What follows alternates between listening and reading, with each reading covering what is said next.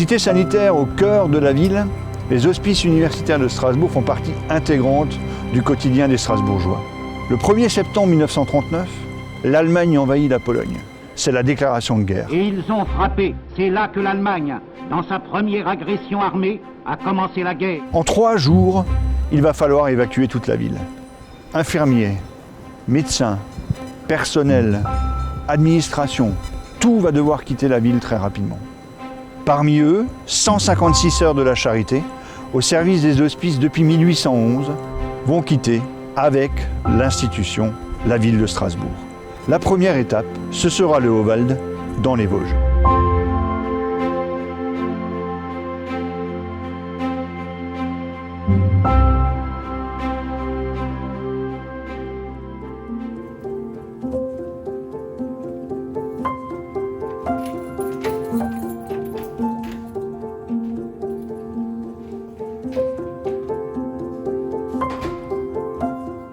La congrégation hospitalière des Sœurs de la Charité, elle naît en 1734 de la volonté d'un seul homme, le cardinal Armand Gaston de Rohan, qui est alors évêque de Strasbourg. Et donc avec des religieuses de Saint-Paul de Chartres, il crée cette congrégation qui est de droit pontifical depuis 1870. Ça va leur conférer une sorte d'indépendance.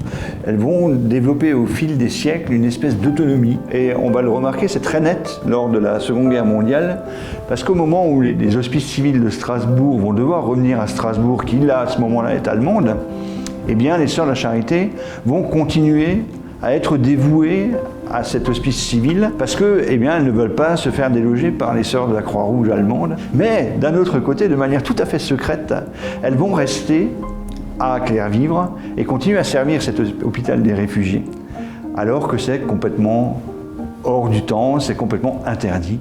Et elles vont quand même maintenir cette dévotion-là.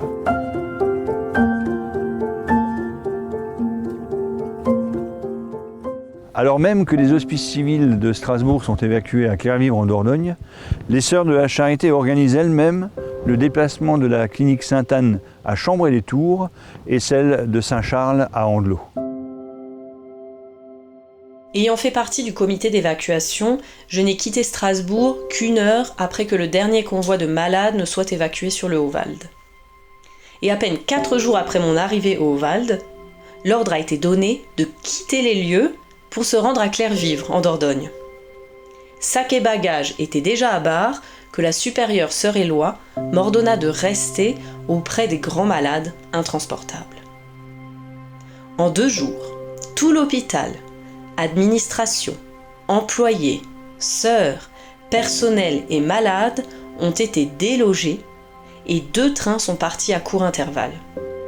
Décrire la situation pénible dans laquelle nous sommes restés est impossible.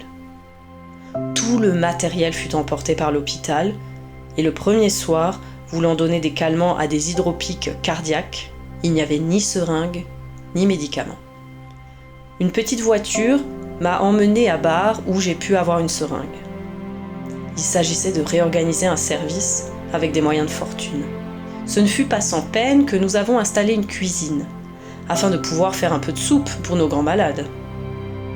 Après 15 jours d'allées et de venues dans les villages voisins, le ravitaillement a été un peu assuré et nos malades dormaient sur des lits de fortune. 5 semaines se sont passées ainsi que je reçus l'ordre de la chère mère, installée à Lettenbach, de quitter les lieux pour commencer une école à Clervivre, pour apprendre le français aux jeunes sœurs. Elles sont face à quelque chose qu'elles ne maîtrisent absolument pas. Et pourtant, elles vont chaque fois essayer de trouver une solution, celle qui leur paraît être la meilleure au moment où elles l'apprennent. Dans mon fort intérieur, je sentais que je ne reviendrais pas de sitôt. Et j'avais raison. Nous sommes arrivés à Périgueux le 1er novembre, à 1h du matin. Des policiers bienveillants nous ont conduits à Sainte-Marthe, une pension de jeunes filles tenue par les sœurs de Nevers. Et c'est là que nous avons passé le reste de la nuit sur des matelas. Le matin, après la messe de 6h, une voiture de la mairie de Strasbourg, qui était avertie de notre arrivée, nous a conduits à 8 km de Périgueux sur la route de Limoges, dans un château, dont une majeure partie n'était plus occupée depuis des années. et on y avait transporté 70 vieillards réfugiés la veille de notre arrivée.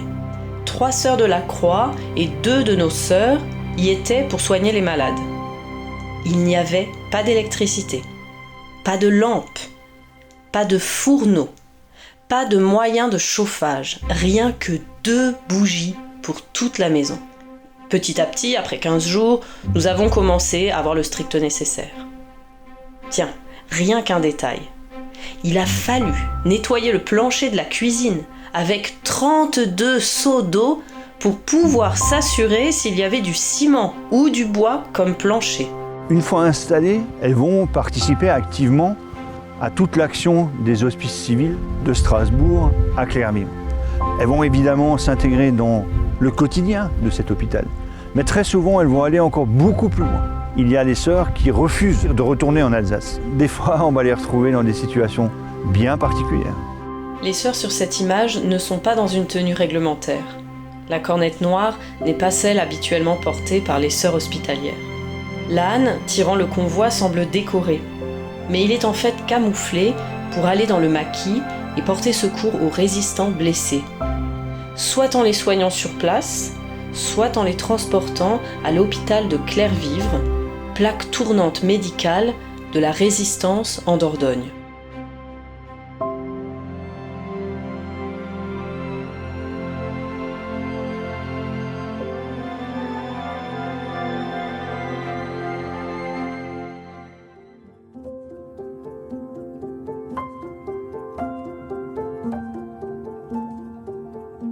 Été comme hiver, jour et nuit, les Sœurs de la Charité apportent les soins et l'assistance morale à ces blessés de la vie, ces blessés de la guerre. Ils sont là, poursuivis par le régime de Vichy, par les nazis, pour différentes raisons, parce qu'ils sont juifs, parce qu'ils sont évadés, prisonniers de guerre. Ils ont besoin d'assistance et les Sœurs de la Charité vont leur donner. Elles improvisent, elles ne savent pas ce qui arrive, elles font au jour le jour, et pour ça, elles ont besoin d'un soutien qui leur sera apporté par l'administrateur des Hospices civils de Strasbourg, Marc Lucius. Elles font tout par altruisme.